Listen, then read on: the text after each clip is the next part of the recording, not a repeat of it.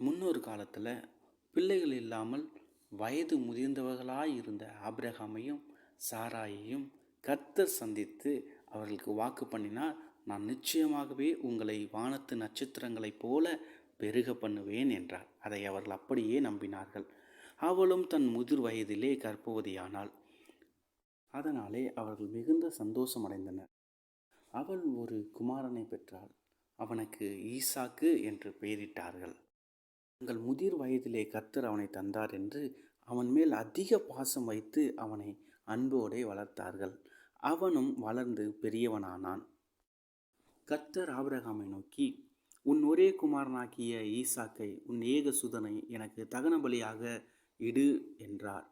அவன் கர்த்தர் மேல் அதீத நம்பிக்கை வைத்திருந்ததனால் அதை அப்படியே விசுவாசித்து தன் மகனையும் விறகுகளையும் கழுதையும் எடுத்துக்கொண்டு கர்த்தர் தனக்கு முன்குறித்த தகன பலியிடும் இடத்திற்கு சென்றான்.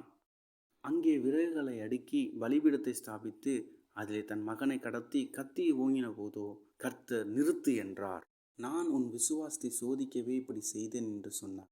பலியிட வேறொரு ஆட்டை அவர்கள் கண்களுக்கு கர்த்தர் காமித்தார். அது புதர்களிலே சிக்கி கொண்டிருந்தது. அதை எடுத்து அவர்கள் பலியிட்டார்கள். ஆபிரகாமும் ஈசாக்கும் தேவனை மகிமைப்படுத்தினார்கள்.